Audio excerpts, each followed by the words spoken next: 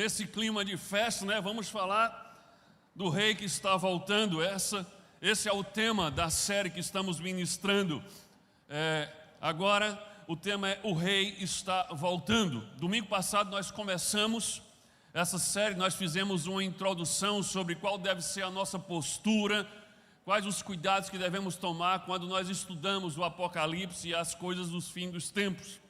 E hoje nós vamos continuar o nosso estudo sobre esse tema, e na mensagem 2, o tema de hoje é Laodiceia, a igreja do fim dos tempos.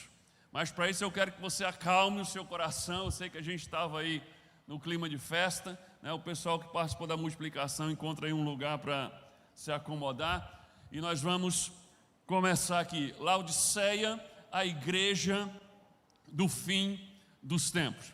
Queridos, nessa série eu não vou fazer como fiz das outras séries. Nós fizemos uma série enorme e bem, digamos assim, bem detalhado. Eu estou pegando algumas coisas que eu acho que são principais, e nós estamos montando essa série. Muita coisa vocês já viram aqui, mas a gente está trazendo fatos novos e algumas coisas novas naqueles que a gente já havia ministrado. E uma das coisas que eu já ministrei aqui foi sobre as 7 igrejas do Apocalipse.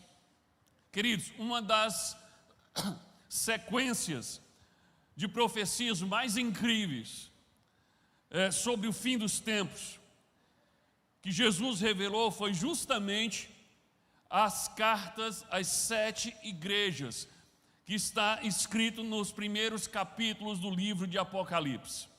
A carta à igreja de Éfeso, Esmirna, Pérgamo, Tiatira, Sardes, Filadélfia e Laodiceia. Em outra série, acho que há 4 anos, eu falei sobre cada uma delas. Nessa série eu não vou falar sobre cada uma delas. Hoje nós vamos focar em Laodiceia, que é a última dessas 7 igrejas. Mas se você quiser ver algo detalhado sobre ela, entra lá no canal da Ibavim, no YouTube, e lá você vai encontrar, acho que é Início do Fim, o nome da série, e você vai encontrar lá a carta às 7 igrejas. São 3 mensagens, e aí a gente fala detalhadamente sobre cada uma delas. Hoje eu quero falar sobre a última dessas 7 igrejas, que é a igreja de Laodiceia. Então entenda, no início do livro de Apocalipse, primeiro capítulo tem uma introdução, João falando da sua visão, que Jesus aparece para ele em uma visão sobrenatural. E Jesus, quando João estava preso na ilha de Patmos por causa do evangelho de Jesus, ele tinha sido perseguido e preso por causa do evangelho de Jesus. Então, estando preso lá, Jesus aparece para ele em uma visão sobrenatural, e Jesus revela para ele as coisas que iriam acontecer ao longo da história e no fim dos tempos, as coisas que precisavam acontecer até a sua vinda, a sua segunda vinda. Então, o primeiro capítulo é uma introdução, João falando da sua visão, e no segundo capítulo de Apocalipse, Jesus começa a dizer a João que escreva, porque ele tem uma mensagem para as suas 7 igrejas. Então, do capítulo 2 ao capítulo 3, Jesus está mandando uma mensagem para as 7 igrejas, que são elas: Éfeso, Esmirna, Pérgamo, Tiatira, Sardes, Filadélfia e Laodiceia. Eu quero focar aqui na última, e daqui a pouco a gente vai explicar por quê. Mas eu quero ler para vocês o trecho da mensagem de Jesus para a igreja de Laodiceia. Apocalipse capítulo 3, versículo do 14 ao versículo 22. Então vamos ver a mensagem de Jesus para a igreja de Laodiceia. E ao anjo da igreja de Laodiceia escreve: isto diz o Amém. Aqui esse Amém está se referindo a Jesus, ele está sendo apresentado aqui como o Amém. Isto diz o Amém, a testemunha fiel e verdadeira, o princípio da criação de Deus. Isso aqui são adjetivos para Jesus. E aí Jesus diz: conheço, dizendo para a igreja de Laodiceia, conheço as tuas obras, que nem és frio nem quente. Quem dera foras frio ou quente. Assim, porque és morno e não és frio nem quente, vomitar-te-ei da minha boca. Como dizes, rico sou e estou enriquecido e de nada tenho falta. Jesus está dizendo que é isso o que está no coração da igreja de Laodiceia, essa soberba. Laodiceia diz sobre si mesmo: rico sou, estou enriquecido e de nada tenho falta. E não sabes que és um desgraçado e miserável e pobre e cego e nu. Aconselho-te que de mim compres ouro provado no fogo para que te enriqueças, e roupas brancas para que te vistas e não apareça a vergonha da tua nudez. E que unjas os teus olhos com colírio para que vejas. O texto continua, próximo slide. Eu repreendo e castigo a todos quanto amo. Aqui tem uma boa notícia. Jesus está dizendo: eu amo Laodiceia, por isso eu estou repreendendo ela. Sê, pois, zeloso e arrepende-te. Eis que estou à porta e bato. Se alguém ouvir a minha voz e abrir a porta, entrarei em sua casa e com ele cearei e ele comigo. Ao que vencer, lhe concederei que se assente comigo no meu trono, assim como eu venci e me assentei com meu Pai no seu trono. Quem tem ouvidos, ouça o que o Espírito diz às igrejas. Amém?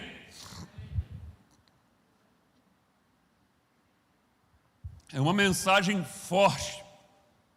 Jesus ressurreto aparecendo de forma sobrenatural ao apóstolo João e trazendo uma mensagem forte para a igreja de Laodiceia. Queridos, a maioria das pessoas, quando leem o livro do Apocalipse, e logo no início eles se deparam com esse trecho do capítulo 2 ao capítulo 3 das cartas às 7 igrejas, a maioria entende naturalmente que ali são apenas coisas históricas, apenas fatos históricos. Jesus está apenas falando e repreendendo igrejas históricas que existiam lá na Ásia. Agora, se você prestar bem atenção no que vamos ensinar hoje, você vai ver que, na verdade, o livro de Apocalipse, ele vai além do que é histórico, porque ele é um livro profético. E a verdade, coloca o slide aí, é que as cartas às 7 igrejas, elas têm 2 dimensões de interpretação. Elas têm a dimensão histórica, sim, porque essas igrejas de fato existiam. Laodiceia era uma cidade, existia uma igreja em Laodiceia. Então aqui é histórico, sim, é histórico, mas tem uma dimensão profética. Jesus aqui não está falando apenas para as pessoas que viviam na igreja, na cidade de Laodiceia, na Ásia, naquele tempo. Mas aqui há sim um contexto profético. Não esqueça do detalhe de que o livro de Apocalipse é o livro da profecia. Apocalipse é um livro profético. Não faria sentido que tivesse no texto apenas cartas históricas para um povo de uma única época, de apenas 7 cidades, e essa mensagem não fosse para todas as igrejas. É importante lembrar que na época que João, o apóstolo João, recebeu esta revelação extraordinária, a revelação que torna-se o livro do Apocalipse, na época não existiam apenas essas 7 igrejas. Então, ali tem uma mensagem para 7 igrejas, mas existiam muito mais igrejas do que apenas essas 7 citadas por João, citadas por Jesus, na verdade, no Apocalipse, né? Que nós já falamos aqui, que foi Éfeso, Esmirna, Pérgamo, Tiatira, Sardes, Filadélfia e Laodiceia.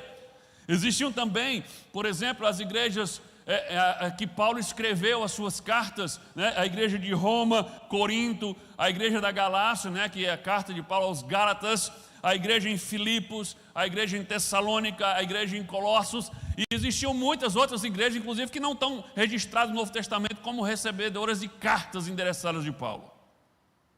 Então eram muitas igrejas que existiam naquele tempo. E a questão que fica no ar é: por que Jesus iria falar apenas para 7 igrejas, se haviam tantas igrejas já naquela época? Aí é que está a questão. Jesus, ele não falou apenas para essas 7 igrejas, como parece quando você lê a primeira vez o texto. Se você prestar atenção ao final da mensagem de Jesus que nós lemos aqui, ele diz assim: a quem tem ouvidos, ouça o que o Espírito diz às igrejas. Ele está dizendo, não é apenas para os irmãos dessas igrejas, mas a quem tiver ouvidos. Eu estou falando para todos aqueles que têm ouvidos, que ouçam a mensagem descrita aqui para as 7 igrejas. Todos deveriam ouvir essa mensagem. Queridos, essas 7 igrejas, usadas por Jesus como símbolo proféticos para transmitir a sua mensagem para todas as igrejas, não somente daquela época, mas para todas as épocas da história, desde o tempo dos apóstolos até a segunda vinda de Jesus. Por que Jesus escolheu então apenas 7 igrejas? Por que ele não tem uma mensagem aqui para 10 igrejas, para 15 igrejas? Por que no Apocalipse ele coloca apenas 7? Bem, existem razões aqui que nós desconhecemos, mas uma das razões é que o número 7 é um número cheio de simbolismos, é um número usado muito em profecias, e se você lê o livro do Apocalipse todo, você vai ver que o número 7 aparece várias vezes. Coloca aí a próxima tela. Por exemplo, tem 7 estrelas que estão nas mãos de Jesus, existem 7 candelabros que Jesus está envolvido neles, 7 igrejas, 7 anos de tribulação, 7 selos que serão abertos, 7 trombetas que serão tocadas, as 7 taças da ira de Deus. Apocalipse é recheado do número 7. Então eu acredito que as igrejas seguem no mesmo padrão. Agora, exatamente o que significa o 7 eu não sei, mas é por isso que são 7 e não 8 e não 9, porque 7 é o padrão aqui profético do livro de Apocalipse. Mas por que Jesus escolheu então essas 7 igrejas específicas? Ok, que seriam o número 7, sim, mas por que essas 7 específicas como símbolo profético da sua mensagem para todas as igrejas? Eu acredito que Jesus escolheu essas 7 igrejas específicas como símbolo profético para todas as igrejas, porque essas igrejas estavam localizadas em cidades que tinham características históricas e geográficas que apontavam de forma profética para cada época, para cada era da igreja ao longo da história. E além de características históricas e geográficas, também existiam características espirituais envolvidas na igreja e na cidade, que apontavam como símbolos proféticos que revelaria qual a era da igreja Jesus estava falando. Então entenda, a ideia aqui é que cada igreja mencionada em Apocalipse não é apenas uma igreja histórica local, mas ela representa também 7 eras da igreja ao longo da história, desde o tempo dos apóstolos até a segunda vinda de Jesus. Olha só esse mistério que Jesus revela ainda no capítulo 1, antes de começar o relato da carta às 7 igrejas. O mistério dos 7 candelabros de ouro. Apocalipse capítulo 1, versículo 12 e versículo 20. Diz assim: voltei-me, isso é João dizendo, voltei-me para ver quem falava comigo. Voltando-me, vi 7 candelabros de ouro. Gente, candelabros são como lamparinas. 7 candelabros de ouro, e entre os candelabros alguém semelhante a um filho do homem. Vocês lembram a quem se refere a expressão filho do homem? Se refere a Jesus. Diz que ele estava com uma veste que chegava aos seus pés e um cinturão de ouro ao redor do peito. Não pense um cinto, mas pense num peitoral, semelhante ao dos sacerdotes do Antigo Testamento. Este é o mistério das 7 estrelas que você viu em minha mão direita e dos 7 candelabros. Agora Jesus, que aparece para ele nesta visão, Jesus vai revelar para ele: este é o mistério, esta é a interpretação dessas 7 estrelas que você vê na minha mão e desses 7 candelabros. Ele diz: as 7 estrelas são os anjos das 7 igrejas, e os 7 candelabros são as 7 igrejas. Então Jesus está revelando o significado daquela visão. Os 7 candelabros, aquelas 7 lâmpadas, representam, simbolizam as 7 igrejas.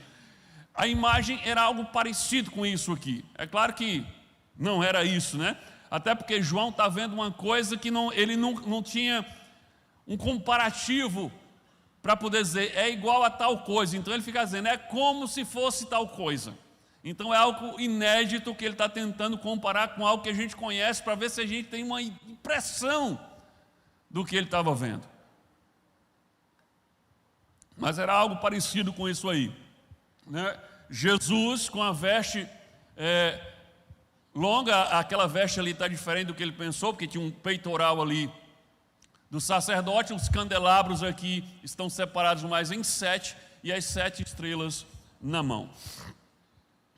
Queridos, isso é uma revelação incrível. Por isso Jesus chama de mistério. Ele diz, esses 7 candelabros são as 7 igrejas. Vejam que ele diz as 7 igrejas. Não parece que ele esteja falando de 7 igrejas entre muitas igrejas, mas parece que são as 7 únicas igrejas. Ele está dizendo, esses 7 candelabros são as 7 igrejas. É como se ali fosse a existência da igreja em si. E já pensou, ora, por que haveriam 7 candelabros nesta revelação que representaria 7 igrejas históricas da Ásia naquele tempo? E será que não tinha um candelabro para a igreja de Roma? Será que não tinha um candelabro para a igreja de Corinto, que recebeu 2 cartas de Paulo? Será que não tinha um candelabro para a igreja de Tessalônica, para a igreja da Galácia? Gente, o que está acontecendo? É porque, é o que eu digo, ali não era apenas histórico, mas ali é profético. Essas 7 igrejas, elas representavam não somente aquelas 7 igrejas históricas, mas elas representavam as 7 igrejas de toda a história. A igreja dividida em 7 eras ao longo de toda a história. Essas 7 igrejas representam toda a história da igreja, profeticamente falando, e não apenas as 7 igrejas locais históricas que existiam naquele tempo. Então esse foi o mistério. O próprio Jesus disse, isso aqui que eu estou revelando para você é um grande mistério, é um mistério, e é um mistério que esteve oculto por centenas de anos. Antes dessa revelação de Jesus para João, na ilha de Pátimos, ninguém sabia o significado exato dos 7 candelabros. E você diz, mas já existiam esses 7 candelabros? Sim, esses 7 candelabros era algo conhecido entre o povo de Deus. Sim, esses candelabros já existiam há muito tempo. Esses candelabros, eles foram fabricados por orientação de Deus no deserto, quando o povo estava saindo do Egito, e Deus orientou a confecção, a fabricação do tabernáculo, que seria o templo dele, a morada dele no meio do povo no deserto. E dentro do tabernáculo existia um objeto chamado menorá, que eram 7 candelabros ligados um ao outro. Então já existiam os 7 candelabros em Israel há milhares de anos, mas era um mistério que continuava oculto até que Jesus revela isso a João. Tem uma imagem aí da menorá, coloca aí por favor. Essa era a menorá. Agora você pensa assim, você está acostumado talvez ver isso aqui em cima de uma mesa, mas a menorá mesmo, inclusive em Israel já existe uma menorá, fizeram porque eles estão se preparando para reconstruir o templo. É algo gigante, é algo enorme. Esses 7 castiçais, esses 7 candelabros que estão aqui ligados um ao outro em 7, são 7 lâmpadas, né? 7 candelabros. Então isso aqui sempre existiu. Eles chamam de amenorá. E os sacerdotes, observe que naquela visão de João, Jesus aparece entre a menorá, entre os 7 candelabros, e ele está vestido como um sacerdote. Ali é claro, a visão que João está tendo é a visão de um sacerdote judaico no meio dos candelabros. Ele tinha vestes compridas e um peitoral de ouro. O sacerdote, existia na veste do sacerdote um peitoral com várias pedras preciosas. Então veja bem, por séculos e séculos, por milênios, o povo judeu e os seus sacerdotes conviveram com esses 7 candelabros, mas eles não entendiam o real significado desses candelabros. O sacerdote judaico, desde lá do tabernáculo no deserto, nas manhãs ele vinha e ele limpava cada uma daquelas lâmpadas ali. Ali são lâmpadas ali em cima que era colocado azeite e ali acendia-se o fogo. E a primeira vez que esse fogo foi aceso foi quando Deus manda fogo do céu para consumir o sacrifício em consagração. E aquele fogo que ficava na menorá, ele era o fogo que desceu do céu. Então, quando era de manhã, o sacerdote ia e uma por uma dessas lâmpadas. Na primeira lâmpada ele apagava o fogo, ele limpava, todas as cinzas, as fuligens que estavam ali, recolocava um azeite novo, e aí ele pegava o fogo do outro candelabro e reacendia aquela. Então ele partia para a segunda. E ele fazia isso nas sete lâmpadas, nos 7 candelabros. Por que que ele fazia um de cada vez? Por que que ele não apagava tudo, limpava tudo e depois acendia? Primeiro porque a menorá nunca poderia apagar. Essa luz tinha que estar sempre acesa. E segundo, porque se ele apagasse tudo, para acender ele teria que trazer fogo estranho. Ele ia ter que produzir um fogo ele mesmo para acender aquela menorá. E não seria o mesmo fogo que já tinha ali há muito tempo. Então, o povo de Israel já convivia com os 7 candelabros, mas havia um mistério. Qual o real significado? E aí Jesus, aparecendo a João no Apocalipse, ele diz: eis aqui a revelação do mistério. Os 7 candelabros são as 7 igrejas. Gente, olha que coisa incrível. E o azeite que era colocado ali para acender o fogo, para manter o fogo aceso, para alimentar o fogo, ele, desde o Antigo Testamento, ele já era, o azeite, o óleo, ele já era um símbolo do Espírito de Deus. Quando alguém ia ser consagrado no Antigo Testamento, era derramado óleo na unção. Então esse óleo, esse azeite já era um símbolo do Espírito Santo de Deus. Então observe, as 7 lâmpadas são as 7 igrejas, e o fogo dela, a luz dela, permanece acesa porque tem azeite nela, porque tem óleo nela. E esse óleo é um símbolo de quê? Do Espírito Santo. Aí eu me lembro de Jesus já ressurreto, antes de subir aos céus, ele dá uma ordem à sua igreja e diz: não saiam de Jerusalém.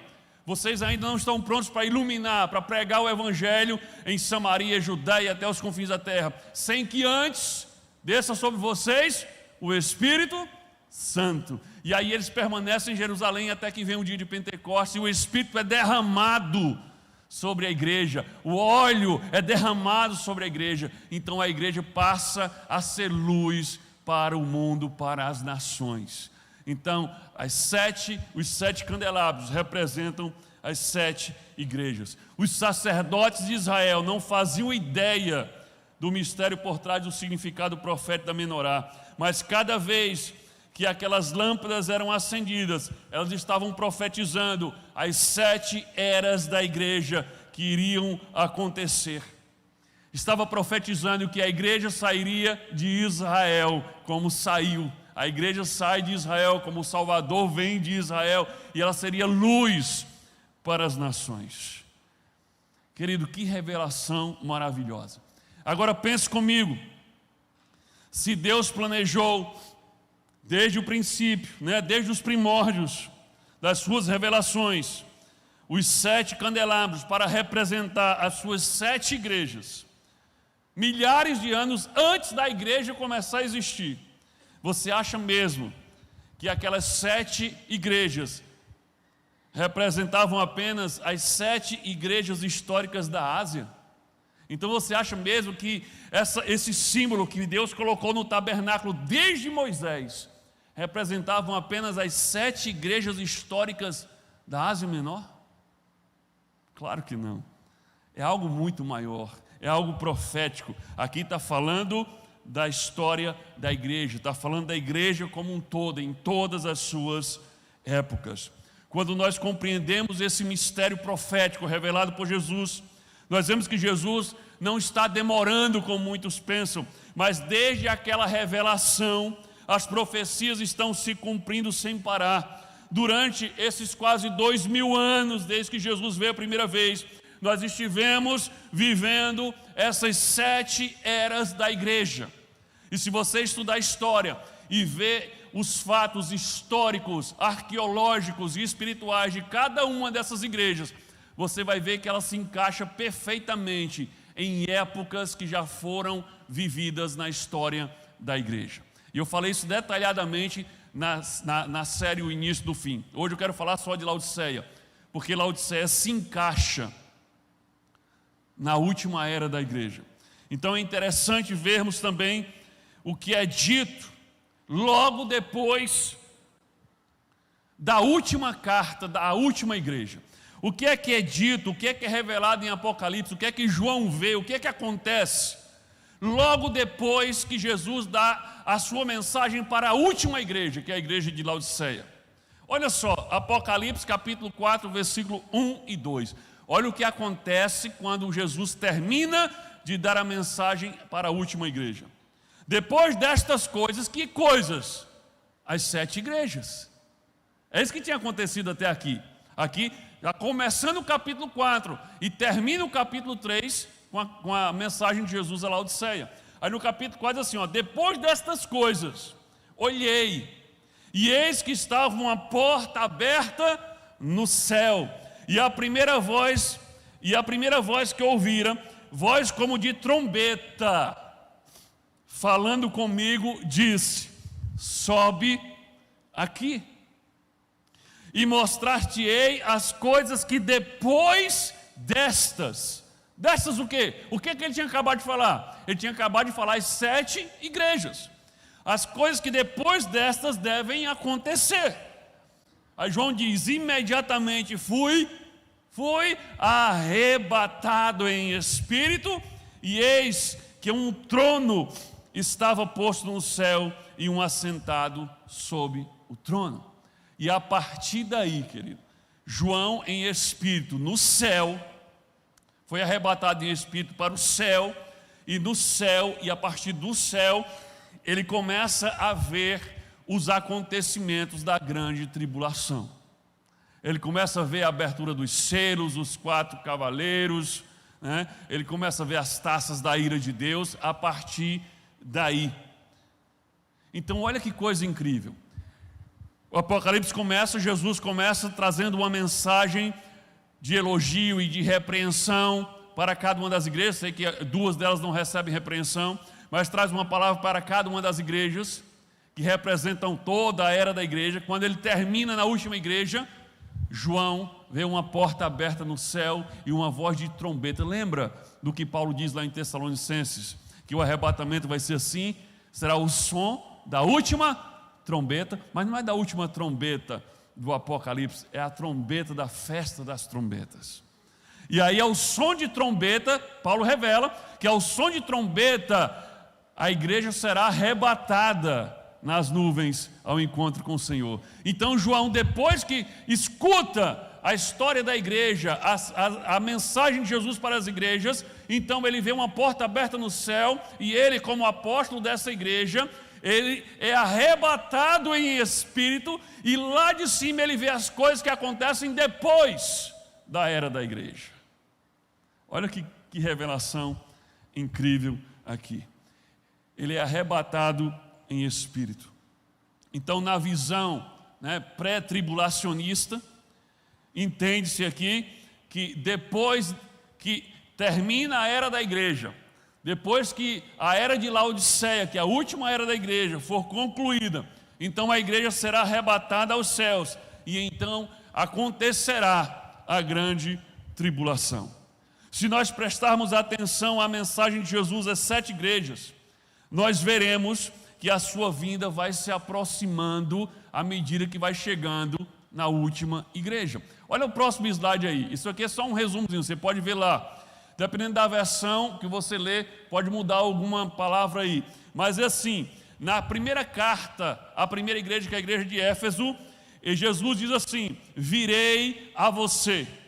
Na segunda carta, que é a carta à igreja de Esmirna, Jesus diz: ser fiel até a morte. Em Pérgamo ele diz: quando eu vier. Em Tiatira ele diz: até que eu venha.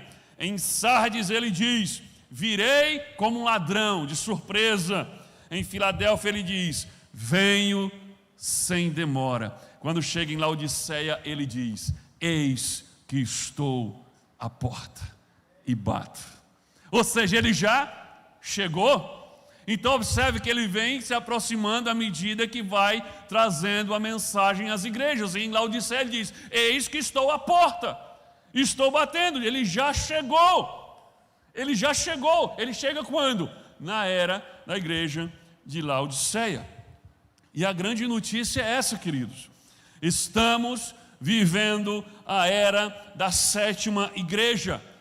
Nós estamos vivendo a era da igreja de Laodiceia, profeticamente falando. Existiu uma Laodiceia histórica, mas nós, a igreja do nosso tempo, nós somos a Laodiceia profética. Profeticamente falando, nós somos a igreja de Laodiceia, nós somos a igreja do fim dos tempos. E isso para mim é uma ótima notícia, porque está chegando o dia do nosso rei voltar e de reinarmos com Cristo.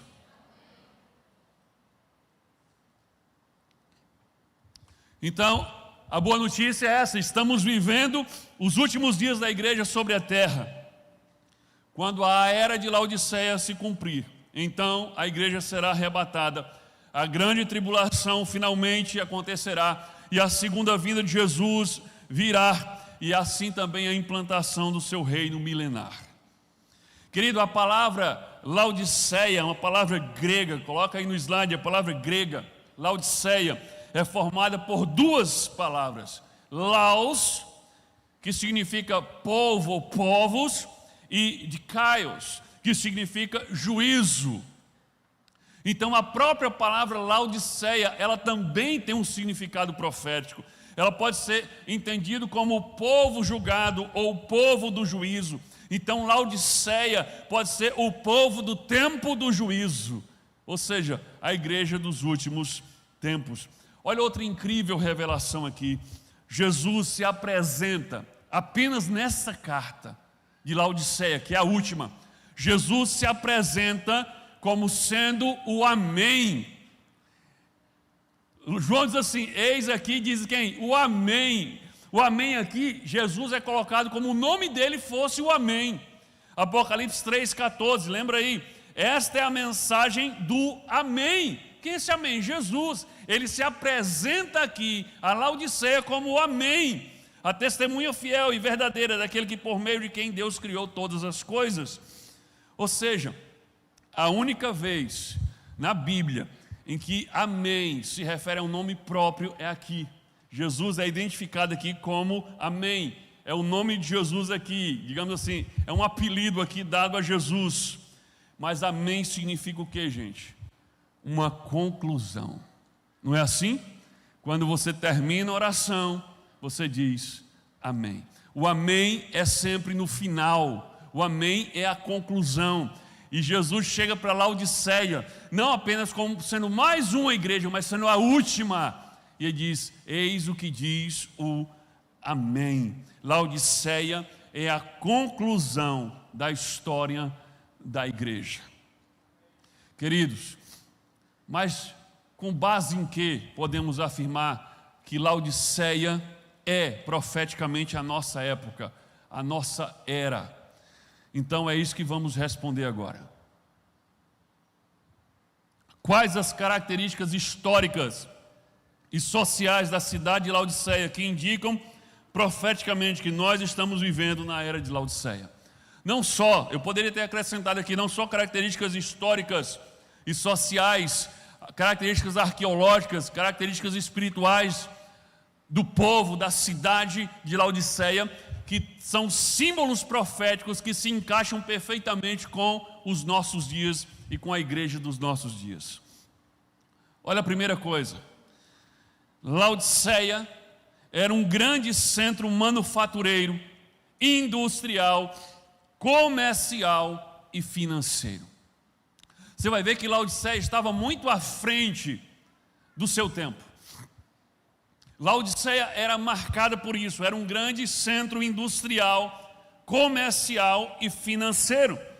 Os moradores de Laodiceia tinham muito em comum com as pessoas do nosso tempo. Eles viviam numa metrópole industrializada, na sua época, movida à atividade comercial, industrial e financeira. Laodiceia era um grande centro financeiro, suas atividades bancárias abrangiam grande parte do Oriente. Querido, as pessoas daquela cidade estavam focadas em ganhar dinheiro, em produzir riquezas para si. A ganância, a arrogância era marca registrada em Laodiceia. Lembra do que Jesus diz? Tu dizes, eu sou rico, de nada tenho falta. Era arrogância, a ganância e a arrogância. O amor ao dinheiro era a marca de Laodiceia. Por isso Jesus diz, Apocalipse 3, 17 e 18, vocês dizem, somos ricos, estamos bem de vida e temos tudo o que precisamos, mas não sabem que são miseráveis, infelizes, pobres, cegos e nus. Então Jesus aconselha Laodiceia: comprem de mim, ouro provado no fogo, para que te enriqueças. O que é que Jesus está querendo dizer com isso?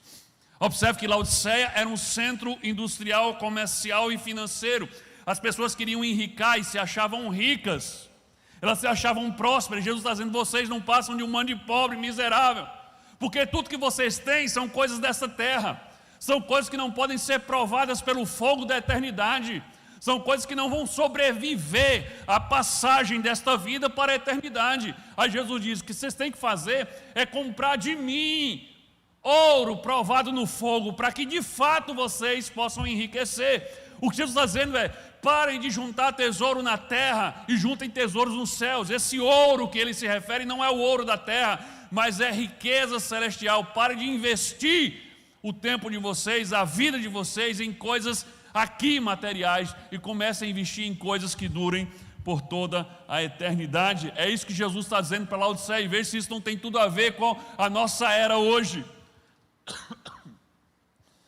Olhando para a história desde o primeiro século, querido, desde o primeiro século, depois da vinda de Jesus, qual é a época em que os cristãos, de forma geral, estão mais envolvidos e sedentos pelo dinheiro, dominados pela ganância? Será que existe alguma outra época em que isso foi mais intenso do que a nossa época? Eu acredito que não. Eu acredito que nunca na história os cristãos foram tão amantes do dinheiro e das coisas materiais e acumuladores de bens como neste último século. E sabe qual é a diferença? Sempre existiu ganância, sempre existiu apego às coisas materiais no meio da igreja, mas a igreja combatia isso. A igreja repreendia isso. Mas na nossa era, não.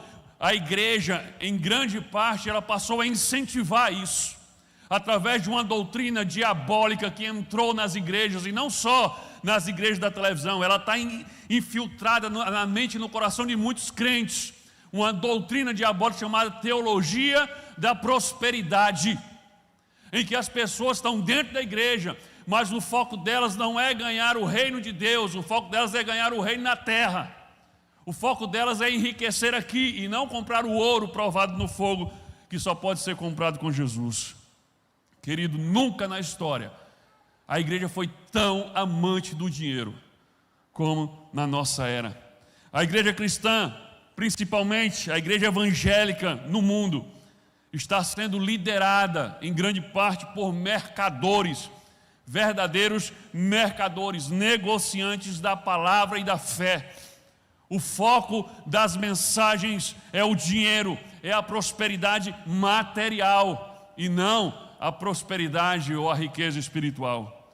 Nós vemos coisas absurdas aqui no Brasil como dízimo de 30%, você já viu isso? Igrejas cobrando dízimo de 30%, que diz que é 10% para cada uma das pessoas da Trindade, 10% para o Pai, 10% para o Filho e 10% para o Espírito Santo. Primícias sendo exigidas para serem dadas aos pastores ou aos líderes. Então, além de você dizimar, além de você ofertar, além da igreja pagar o salário para o pastor, você tem que pegar o primeiro dia de salário do seu mês e vir entregar ao pastor, o pé dele, as primícias. O pessoal fica pegando no Antigo Testamento, distorcendo para ganhar, para ter benefício próprio financeiro. A venda de indulgências evangélicas, como sabonete ungido, vassoura ungida, sandália ungida, toalha ungida, óleo ungido, água ungida e tudo mais ungido. Querido, igrejas que são quase que instituições financeiras, elas abrem congregações e os pastores das congregações recebem meta financeira. Você tem que arrecadar tanto, porque se não arrecadar, fecha ou você é demitido. Isso nós temos nos nossos dias. A igreja nunca foi tão doente em relação à ganância, o amor, o dinheiro e as coisas materiais como na nossa época. Sempre houveram gananciosos, mas a liderança da igreja combatia isso. Hoje nós temos grande parte da liderança da igreja incentivando isso. Laodiceia é uma representação clara da igreja do nosso tempo. Segundo, Laodiceia era famosa. A cidade de Laodiceia era famosa pela produção de lã negra. Era uma lã especial, usada para a fabricação de roupas finas, de roupas caras. Laodiceia, no seu tempo, era um centro da moda.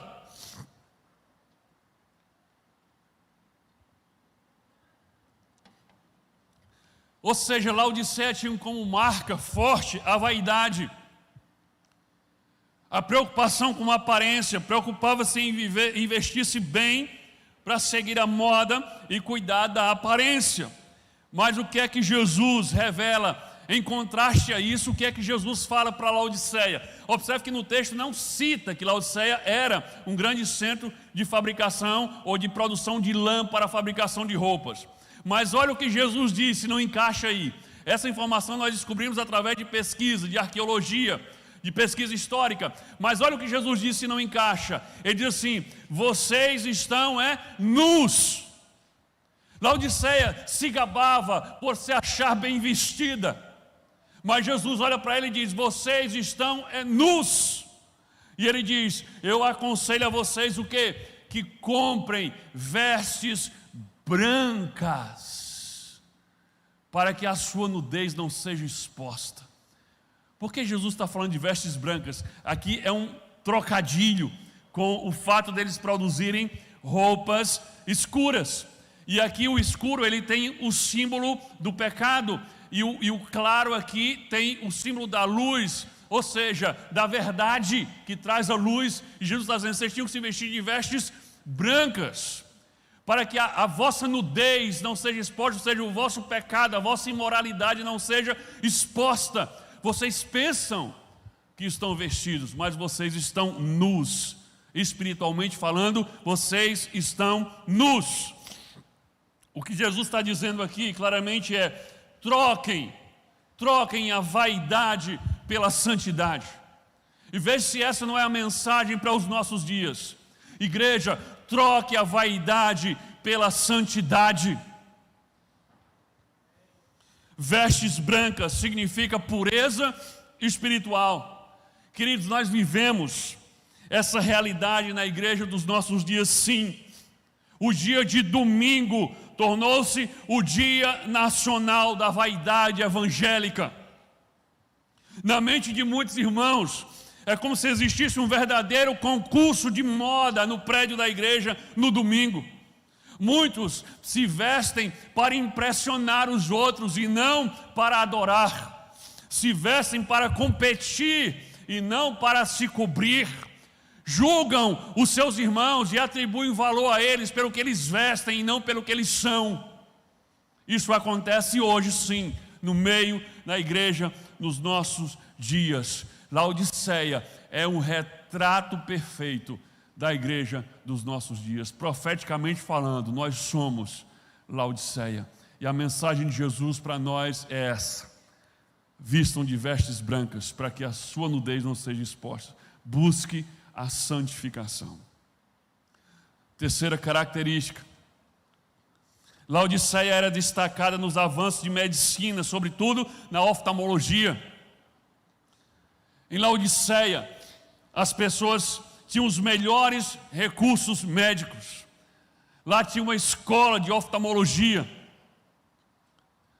Laodiceia, as pessoas tinham os melhores recursos para ver bem. Mas Jesus os acusa de serem o quê? Cegos. Olha que coisa incrível. Jesus diz: vocês são cegos. Eles se gabavam da sua medicina, eles se gabavam de terem todos os recursos para tratarem os seus olhos, mas Jesus olha para eles e diz: vocês são cegos. Vocês até podem enxergar bem, mas vocês não têm visão espiritual. E o conselho de Jesus foi o que para eles? Olha o conselho de Jesus, olha que coisa maravilhosa.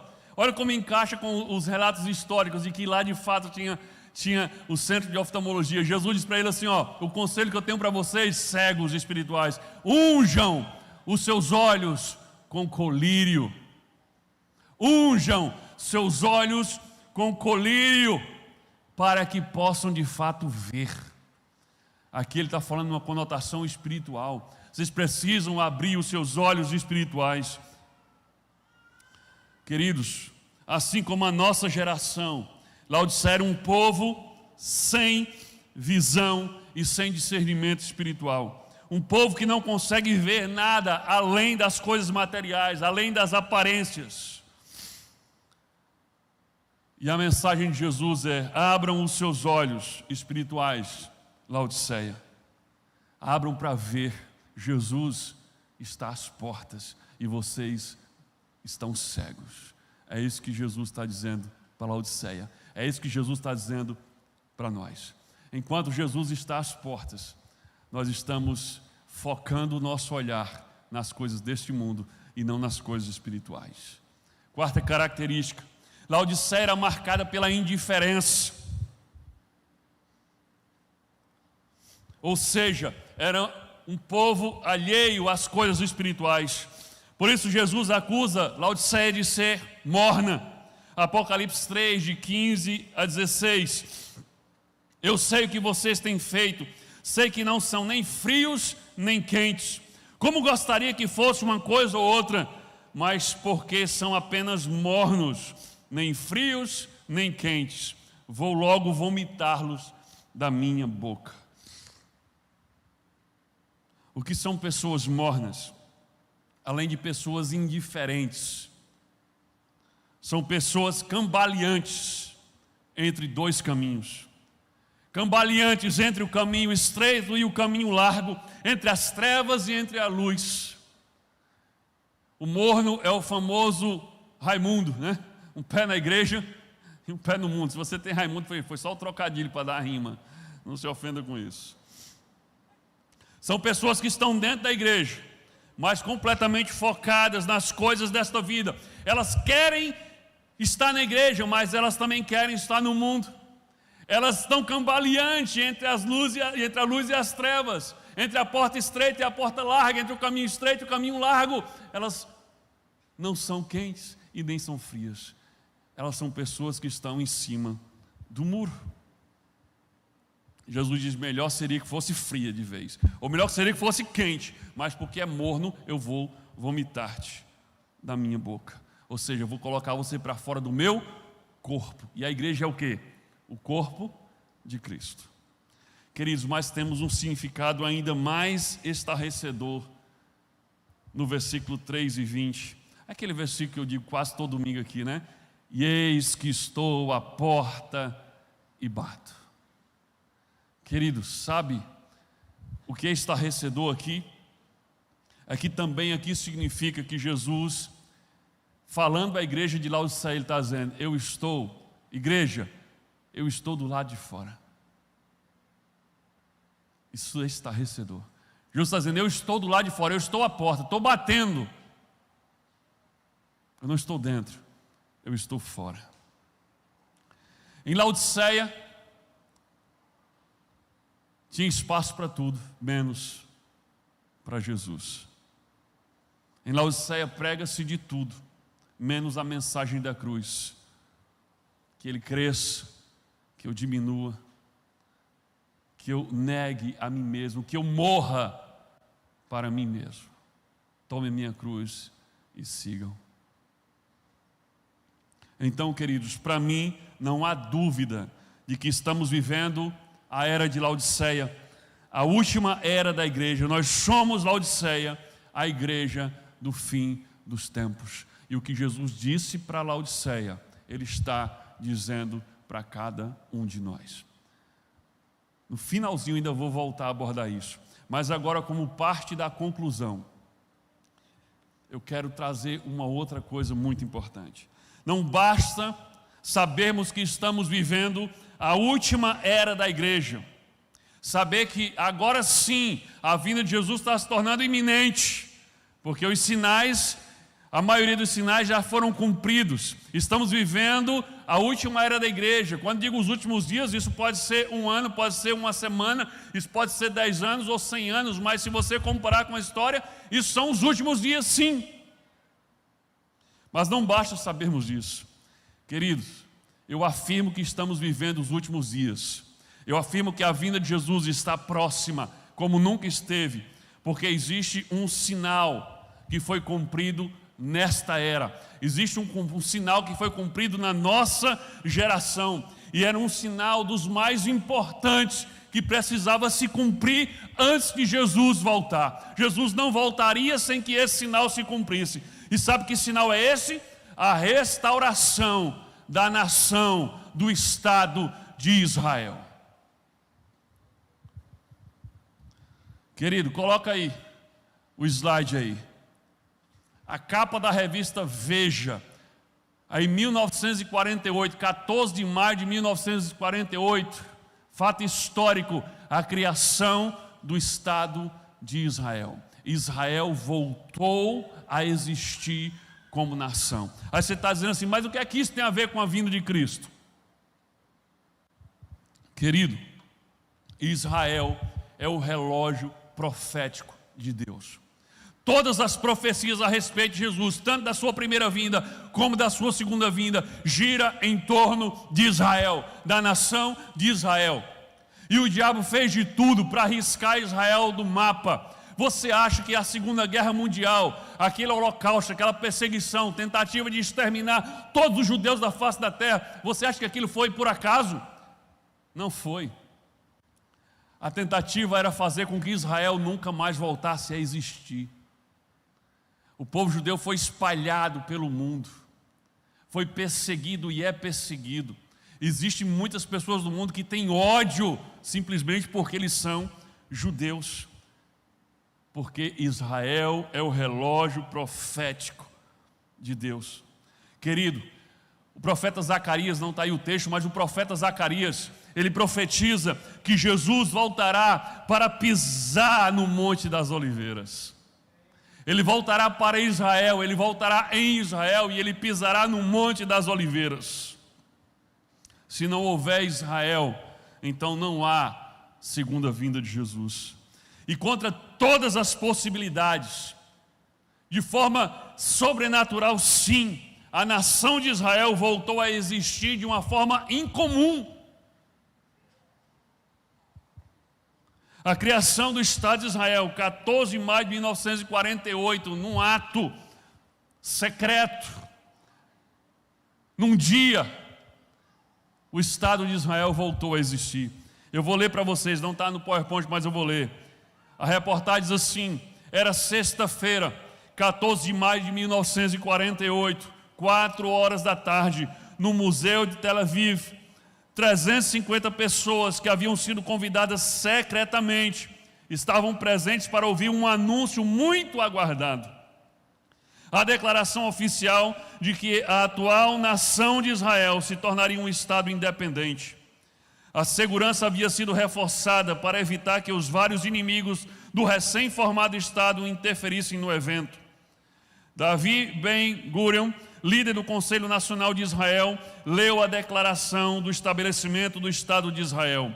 Ela dizia, em parte: nós, membros do Conselho do Povo, representantes da comunidade judaica e de Eretz Israel, que é a Palestina, por virtude de nossos direitos naturais e históricos e pela força da resolução da Assembleia Geral das Nações Unidas, aqui declaramos o estabelecimento do Estado judeu em Eretz Israel a ser reconhecido como Estado de Israel.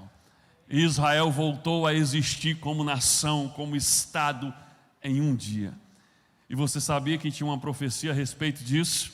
Olha o que diz Isaías, profeta Isaías, capítulo 66, versículos 7 a 8. Quem já ouviu uma coisa dessas? Quem já viu tais coisas? Pode uma nação nascer num só dia? Ou pode-se dar à luz um povo num instante? Pois Sião aqui é Israel, pois Sião ainda estava em trabalho de parto e deu à luz a seus filhos.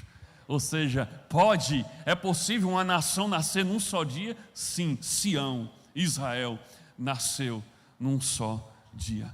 Querido, Isaías, isso aqui é profetizado cerca de 700 anos antes de Jesus nascer. Ou seja, essa profecia acontece cerca de 2.700 anos antes de 1948. E o Estado de Israel volta a existir como num milagre. E foi de fato um milagre. Querido, o diabo sabe que a forma de adiar o seu fim já decretado é destruir Israel. Ele sabe disso. A forma de adiar o fim que a ele já está decretado é destruir Israel. Por que você acha que o mundo todo odeia a nação de Israel? São raras as nações, pouquíssimas as nações que não odeiam, que não militam contra Israel. Graças a Deus hoje o Brasil é uma delas que não milita contra Israel. Mas a maioria das nações do mundo odeiam Israel, são a favor daqueles que lutam contra Israel. Se você lê os jornais, se você assistir os jornais da grande mídia, o que é que você vai ver? Toda vida que tem um conflito lá, diz: Israel bombardeou. Eles nunca dizem que Israel sempre bombardeia em resposta aos muitos mísseis que são lançados contra civis em Israel. Mas é sempre Israel apresentado como um vilão. Israel é o ruim. Israel é quem está invadindo o território. Aquela terra foi dada por Deus, aquele povo, há milhares e milhares de anos. Aquela mesquita não devia estar no lugar que está. Aquele lugar pertence ao Senhor e não aos muçulmanos. Uma das autoridades de Israel certa vez disse: se os árabes baixarem as armas deles, então nós teremos paz no Oriente. Mas se Israel baixar as suas armas, então ele será aniquilado, deixará de existir. Não é Israel que está tentando destruir os árabes. São os árabes que estão loucos para destruir Israel. Se Israel baixar as armas, será aniquilado. Se os árabes baixar as armas, terão paz. O então, na época, presidente do Irã, Mahmoud Ahmadinejad, claramente, publicamente, ele declarou que o sonho dele e do seu país era varrer Israel da face da terra. Desde a criação do Estado de Israel de 1948, Israel vem sofrendo constantes tentativas de aniquilação. E entre elas, a mais famosa está a famosa Guerra dos 6 Dias. Tem uma imagem aí. A famosa Guerra dos 6 Dias. Queridos, essa guerra foi uma tentativa de aniquilar Israel. Só que Israel se antecipou e venceu a guerra. Ainda, além de não ser aniquilada, ainda expandiu seu território. Mas nessa guerra, tem-se o relato de vários atos sobrenaturais que aconteceram nessa Guerra dos 6 Dias, porque Israel era minoria. A Guerra dos 6 Dias foi a tentativa de aniquilar Israel por parte dos países árabes, Egito, Síria, Iraque e Jordânia, apoiados por ninguém menos do que a Rússia, contra o recém-formado Estado de Israel. Mas assim como no passado, nas grandes batalhas de Israel, quem deu a vitória foi Deus, de forma sobrenatural. Lembra de Israel? Os sacerdotes levavam a Arca da Aliança à frente da batalha e Deus dava a vitória. Eu vou ler para vocês aqui alguns relatos sobrenaturais que aconteceram na Guerra dos 6 Dias e que mostram o agir sobrenatural de Deus para que Israel exista, porque ele é o relógio profético do Senhor. Olha só, quando as forças israelenses se aproximaram de uma tropa inimiga, isso na Guerra dos 6 Dias, vindo de uma direção inesperada, do leste em vez do oeste, os inimigos esperavam que eles viessem de um canto e eles vieram de outro. Os árabes, fortemente armados em Siquém, confundiram-nas, ou seja, confundiram a tropa de Israel como sendo soldados iraquianos que vinham para ser reforços deles. Como resultado dessa confusão dos inimigos, as tropas israelenses facilmente dominaram os inimigos que estavam em maior número e com maior número de armas também. Outro episódio sobrenatural, à medida que as forças israelenses avançavam, muitos dos sírios fugiam, simplesmente fugiam, deixando para trás todo o equipamento deles, todo o armamento deles. Aí eu lembro daquele episódio em Samaria, que os sírios cercaram Samaria e sitiaram a cidade, e o povo estava morrendo de fome. E alguns leprosos que estavam ali na porta de Samaria disseram: vamos lá no acampamento assírio ver se eles dão alguma coisa para a gente comer. E aí os leprosos, que eram de Israel, quando iam no caminho, Deus fez com que o exército sírio que estava acampado, em vez de escutarem as pisadas dos leprosos, eles escutaram como um grande exército de cavalos e carros vindo na direção dele. Eles disseram: eles estão vindo, eles conseguiram aliados, estão vindo nos atacar. E fugiram e deixaram tudo, alimento, armas, cavalos, tudo. Será que não é semelhante o que aconteceu aqui? Israel se aproximava e pelotões inteiros, muito mais armados, abandonavam tudo, inclusive as suas armas.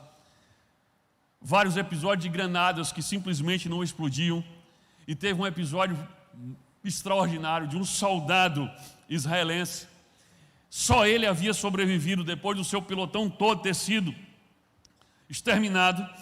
E ele, numa emboscada, e ele vinha sozinho, já pronto para se entregar. Ele vinha em direção a um pelotão enorme do exército inimigo. Mas quando ele foi chegando próximo a esse pelotão, o pelotão inteiro foi se ajoelhando, largando as armas e botando as mãos para cima e se rendendo. E o soldado israelense sozinho trouxe um pelotão inteiro rendido para a sua base. E quando chegou lá, os inimigos diziam: mas ele não estava sozinho, tinha anjos com ele. Olha que coisa maravilhosa. Ele viu anjos armados ao lado daquele soldado. Ele disse: o soldado não estava sozinho. O soldado viu ele: o povo está ficando doido. Mas eles não estavam vendo apenas um soldado, eles estavam vendo. Aí eu lembro dos homens na fornalha, Sadraque, Mesaque e Abednego. Quando olharam, não tinham só 3, tinham 4. Tinha alguém na fornalha com eles. Queridos, foi desta forma que o Estado de Israel voltou a existir. E é dessa forma que Deus tem preservado Israel. Israel é um grande milagre nos nossos dias. Um país desse tamanho, numa terra árida, num deserto, e é uma terra extremamente próspera e bem protegida. Deus tem mantido a nação de Israel, porque Israel é o relógio profético de Deus. Você quer saber dos acontecimentos do fim? Olhe para Israel. Fica de olho em Israel. Então o cenário profético para os acontecimentos dos últimos dias já está montado. Estamos vivendo a era da última igreja. O Estado de Israel, a nação de Israel voltou a existir. O palco para a vinda de Jesus já está montado e a contagem regressiva já está acontecendo. Mas eu não posso deixar de encerrar essa mensagem relembrando os conselhos e as repreensões de Jesus para Laodiceia, que também somos nós. Apocalipse 3,18. Portanto, aconselho que comprem de mim ouro puro, para que sejam de fato ricos. E comprem roupas brancas para se vestir e cobrir a nudez vergonhosa. Comprem também colírio para os olhos, a fim de que possam ver. Primeiro, comprem ouro de mim, ou seja, invista seu tempo, seu recurso, seu dinheiro, sua energia no reino dos céus e não na terra. Juntem tesouros dos céus e não na terra, onde a traça e a ferrugem corrói e o ladrão rouba. Segundo, comprem roupas brancas para vestir, ou seja, troquem a vaidade pela santificação. Abandone essa vida de pecado, de imoralidade, de ganância, de desonestidade. Pare de mentir, pare de fofocar, pare de guardar mágoas no seu coração, pare de reter o perdão para o seu irmão. Troque as horas de televisão por tempo com Deus, voltem a ler a Bíblia, voltem a orar, voltem a buscar o Senhor. Compartilhe a sua fé com os perdidos e sirvam uns aos outros em amor. Ele diz: compre colírio para os olhos, para que possam voltar a ver. Abram os olhos, enxerguem os sinais do fim, estão se cumprindo diante de nós. Abram os olhos, Jesus está às portas. E querido, olha o conselho agora do apóstolo Pedro sobre o que temos que fazer quando se aproxima o fim. 2 Pedro 3, versículo 11, versículo 14 e 15, agora para concluir. Sabendo que tudo isso vai ser destruído assim. Então, que tipo de gente vocês precisam ser?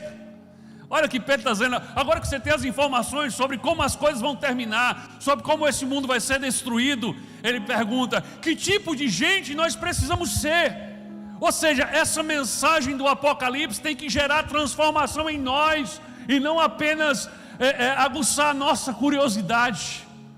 E ele diz, que tipo de gente vocês precisam ser?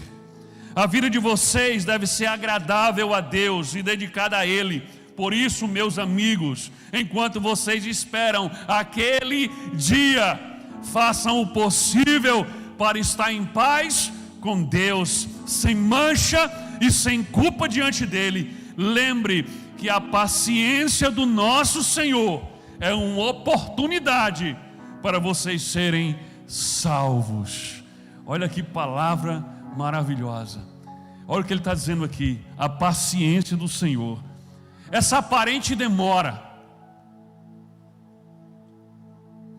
Jesus disse que estava vindo em breve, mas já se passaram 2000 anos. Pedro está dizendo, olha, essa aparente demora, essa paciência do Senhor em cumprir aquele dia, é uma oportunidade para que vocês sejam salvos. Querido, presta atenção. Se você ainda não é discípulo de Jesus, dê glórias a Deus que Jesus ainda não voltou a segunda vez, porque isso é a oportunidade para que você ainda seja salvo.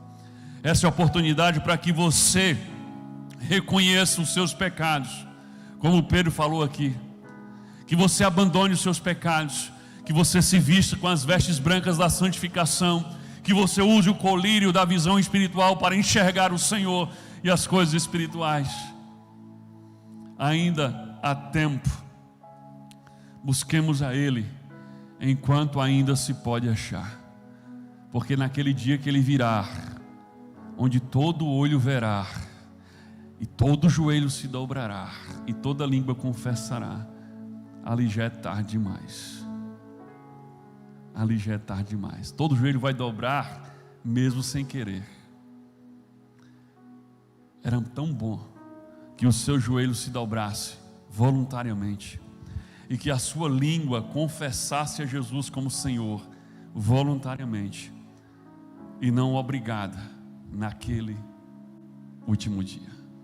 Então, querido, a demora do Senhor, a aparente demora, na verdade, é uma demonstração de paciência, dando a você a oportunidade de se arrepender dos seus pecados, se voltar para o Senhor, recebê-lo como seu Senhor e Salvador e ser salvo, como diz o apóstolo Pedro. Amém? Que Deus nos abençoe em nome do Senhor Jesus Cristo. Glória a Deus. Fique em oração, querido. Eu quero falar com você que está aqui, que ainda não é discípulo de Jesus. Querido, Deus trouxe você aqui hoje, ou Deus trouxe você a este canal no YouTube, não apenas para você aprender um pouco sobre as profecias, mas para que você se renda a Jesus Cristo como teu Senhor. Abra seu coração, receba Jesus como teu Senhor, faça parte desta noiva de Jesus, que é a igreja dele, que não é a igreja batista, a igreja é a junção de todos os discípulos de Jesus na face da terra. Esta é a igreja de Jesus, essa é que será arrebatada por ele nas nuvens quando ele voltar. Eu pergunto, quando Jesus voltar, se voltar ainda você em vida, você vai ficar ou você vai subir com ele? O que vai determinar isso não é os teus feitos, o que vai determinar isso não é o teu desempenho, a tua perfeição. O que vai determinar isso é a tua fé, a tua obediência. É o que Jesus fez por você na cruz, e você crê nisso e recebê-lo como teu Senhor. Acabamos de ler Apocalipse 3:20, a gente pode também ter uma outra dimensão aqui. Jesus está dizendo assim, ó, assim como disse para Laodiceia, ele está dizendo para você: eu estou do lado de fora da tua vida, mas estou batendo, estou chamando. E ele disse: se você ouvir a minha voz e abrir a porta, eu entro. Querido, se você ouviu a voz do Senhor, se essa palavra fez o teu coração arder, abre essa porta. Mas como, pastor, eu abro essa porta? Através de uma oração sincera, em que você reconhece os seus pecados, pede perdão a Deus e misericórdia em nome de Jesus, e se coloca como discípulo de Jesus. Deixa que Ele transforme você de dentro para fora e passe a viver para Ele, por Ele, para agradá-lo, para servi-lo, para imitá-lo, para obedecê-lo e para segui-lo. Você quer isso? Então feche seus olhos, eu vou ajudar você nessa oração de abertura de porta. Essa oração vai tornar você discípulo de Jesus, pertencente da família de Deus. Ore comigo e diga assim: Senhor Deus, em nome de Jesus Cristo, eu reconheço que eu sou pecador, eu reconheço que eu preciso do teu perdão, da tua graça e da tua misericórdia. Lava-me, purifica-me, santifica-me com o sangue do teu Filho Jesus, que foi derramado na cruz por mim. Agora diga assim: Senhor Jesus Cristo, eu ouvi a tua voz, sim, e eu senti o Senhor bater aqui na minha porta, sim, e eu não quero mais que fiques do lado de fora. Então abre essa porta agora para o Senhor. Entra na minha vida, faz morada em mim, seja o meu Senhor e o meu Salvador. Me transforma de dentro para fora em alguém parecido contigo. Muda minha mente, transforma meu coração. Se tem alguma coisa na minha vida, na minha mente ou no meu coração que não te agrada, eu abro mão agora e peço que o Senhor retire de mim. Diga assim: Senhor Deus, soberano Criador, eu me achego a Ti agora, não mais apenas como criatura amada, mas como filho amado, através de Jesus, o Teu Filho, que me trouxe a Ti, por meio da cruz. E por isso eu Te louvo e Te agradeço,